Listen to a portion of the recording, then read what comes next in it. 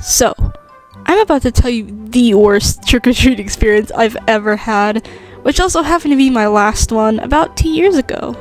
So, about 2 years ago, I was feeling really nostalgic about trick-or-treating, and I decided to go one last time, just as a final hurrah.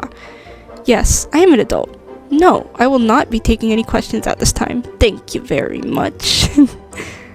Since this decision was kind of last minute, I figured I could wear my prom dress. It passes as a princess dress, and it was purple with green iridescent mesh over it. It kind of looks like this.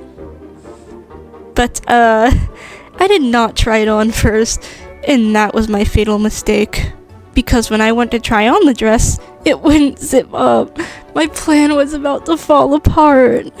Luckily, my mom said that I could just wear a coat over it, and it worked out because it was supposed to rain later that night.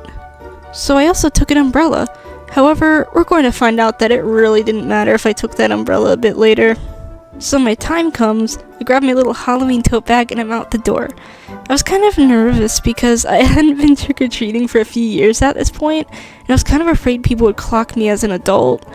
But let's be real, I've looked like I've 13 for like years now. Who was I kidding? Come on, past Lyra. I had went to 2 buildings to try and see if anyone was participating. In the first building there was no one, but in the second building there was this lovely lady dressed as a witch. And she was so sweet, and she probably thought I was a kid, and she let me grab a few pieces of candy, which was pretty cool. It is at this point that things start to go a little wrong. I went to look for the next apartment resident who was participating, and I went through building after building, and no one was participating. I had gone through at least 10 buildings with 3 flights of stairs each, and I still only had a few pieces of candy from the first lady.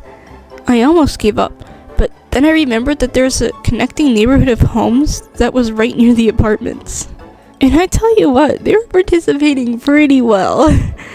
I had hit up a few more homes, but I decided it was just time to stop because I was getting tired and hot from my coat being on. I first decided to go to a few more homes for candy, and at one point a lady who answered the door was like, "Oh, tell your friends!" As a few other people had mentioned that no one was really coming around for candy. So, I mean, it was kind of awkward because I was alone, and I didn't have any friends that lived there. And also, I was an adult, so sorry, ma'am. So I finally had enough, and I decided to start walking home. And then I realized I have no idea how to get back home from where I am. At this point, I'm moaning in exasperation because I just want to go back home, and I don't know where I am, and I'm lost. And then it started raining. I opened my umbrella, but it didn't matter much because then the rain started picking up and it was just blowing rain at me.